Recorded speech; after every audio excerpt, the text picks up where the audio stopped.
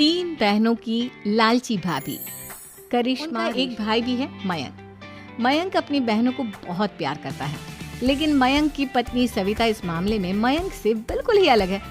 वो अपनी ननदों का जितना बुरा कर सकती है उतना बुरा करती ही रहती है और अपनी ननदों पर हुक्म भी चलाती है।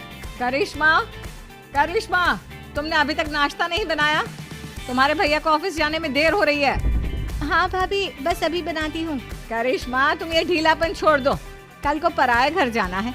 वहाँ अगर तुम इस तरह से काम करोगी तो लोग क्या कहेंगे कि माँ ने और भाभी ने कुछ सिखाया नहीं। और तुम्हारी दोनों बहनें कहाँ हैं? रेशमा मार्केट गई है और मनीषा सो रही है। क्या? सुबह के 8 बज रहे हैं और ये महारानी अभी भी सो रही है? ये कहते हुए सविता अपनी सास दुर्गा देवी के पास जाती है। माँ जी, देख रही हो अपनी बेटियों के तौर तरीके? क्या हुआ बहू, सुबह सुबह क्या कर दिया मेरी बेटियों ने? अरे एक तो अभी अभी उठकर किचन में गई है, दूसरी सुबह सुबह बाहर चली गई और तीसरी अभी तक सो रही है। क्या करूं मैं इन तीनों का? मैं तो परेशान हो गई हूँ। जा जाकर उठा उसे और रेशमा से मैं बात करती हूँ। सविता सीधा मनीषा के कमरे में जाती है और उससे कहती है, महारानी जल्दी उठो, सूरज सर पर आ गया है। भाभी थोड़ी देर और सोने दो ना, मैं रात को लेट सोई थी। वो क्या है ना, यूनिट टेस्ट चल रहे हैं। शराफत से उठती है या नहीं, या फिर पानी की भरी बाल्टी डालूं तेरे ऊपर? नहीं भाभी, मुझे बिस्तर में नहीं नहाना, उठती हूँ मैं। मनीषा जल्दी से उठकर बाथरूम में चली जाती है। सभी आराम से बैठकर नाश्ता कर रहे होते कि तभी रेशमा बाजार से हाथ में सामान लिए आ जाती है। रेशमा को देखते ही सविता उस पर बरस पड़ती है। लो, आ गई महारानी। ऐसा भी क्या सामान लाना था जो सुबह आंख मलते ही बाजार की तरफ रवाना हो गई?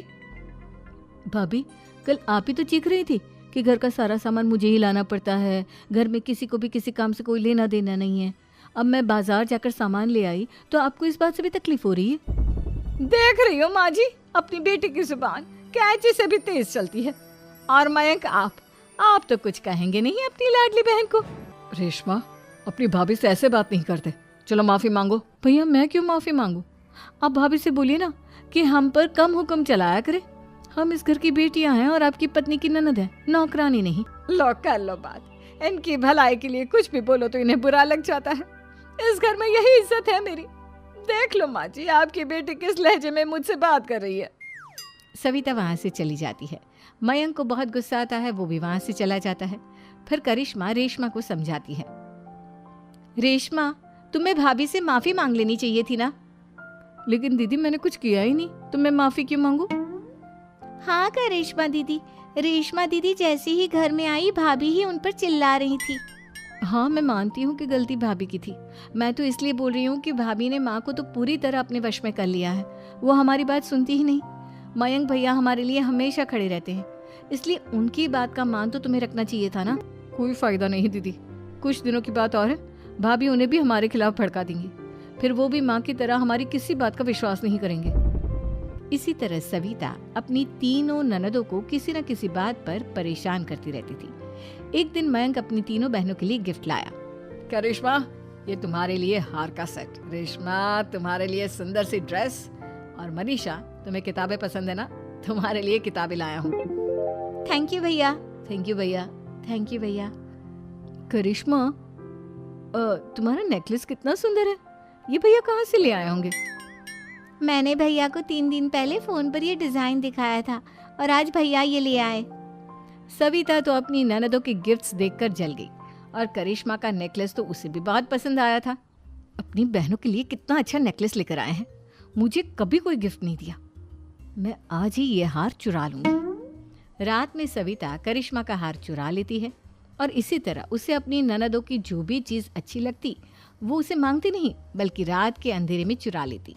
इसी तरह दिन बीतते गए और सविता ने मयंक के दिल में भी उसकी बहनों के लिए नफरत पैदा कर दी। एक दिन मयंक ने करिश्मा और रेशमा के लिए रिश्ता देखा और ये बात उसने घर में सबको बताई। माँ, करिश्मा और रेशमा के लिए बहुत अच्छा रिश्ता आया है। वो लोग कल इन्हें देखने आ रहे हैं। आप और सविता मिलकर सारी तैयारी कर लेना।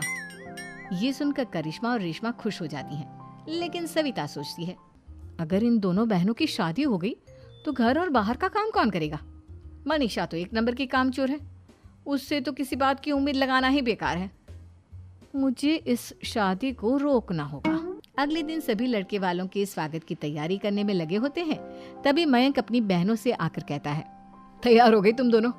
देखो दोनों लड़के बहुत अच्छे हैं, मैं कोई कसर नहीं छोड़ना चाहता, इसलिए तुम उनके सामने अच्छे से बिहेव करना और अपनी भाभी से लड़ने मत लग जाना।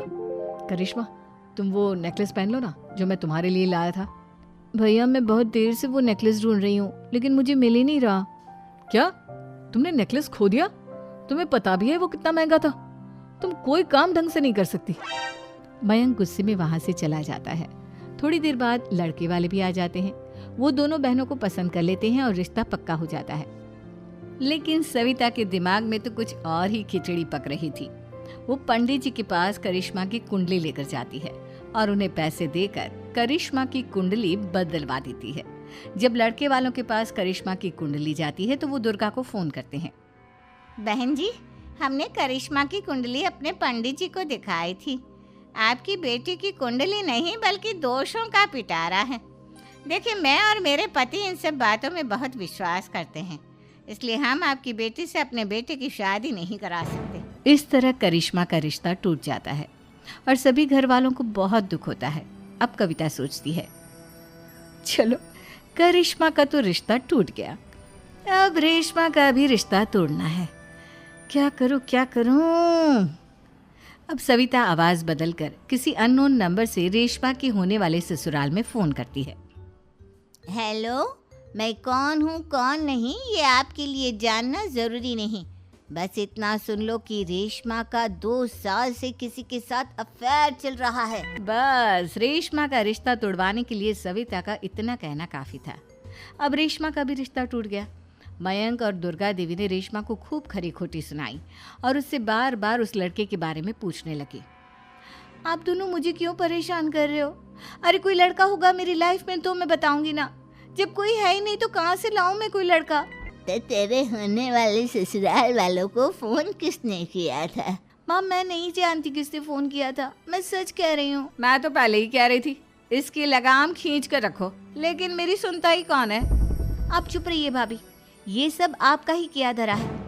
अब तीनों बहनों को विश्वास हो जाता है कि ये सब उनकी भाभी ही कर रही है। तीनों बहनें अपनी भाभी को सबक सिखाने के लिए एक वकील कर लेती है और घर में हिस्सा मांगना। देखो भैया, माँ बाप की जायदाद में जितना बेटों का हक होता है उतना ही बेटियों का, इसलिए इस घर के 4 हिस्से होंगे और हमें अपना हिस्सा चाहिए। मैंने तुम्हारे लिए क्या क्या नहीं किया और तुम इस घर में हिस्सा मांग रही हो? भैया, आप और माँ हम बहनों की कोई बात नहीं सुनते हो और भाभी हमारी शादी नहीं होने देगी क्योंकि उन्हें लगता है कि आप हमारी शादी में ज्यादा पैसा लगाओगे और उन्हें हम जैसी फ्री की नौकरानी कहाँ मिलेगी। तो हम भाभी के साथ तो रह नहीं सकते, हम बहनों को अपना हिस्सा चाहिए। अरे तुम्हें शर्म आनी चाहिए अपने भाभी पर ऐसा इल्जाम लगाते हुए। वो तुम्हारे बारे में कितना सोचती है। हाँ माँ, भाभी हमारे बारे में बहुत सोचती है, दिन रात बस यही सोचती रहती है कि किस तरह से अपनी तीनों ननदों को परेशान करूं और कभी मुझे पढ़ने भी नहीं देती।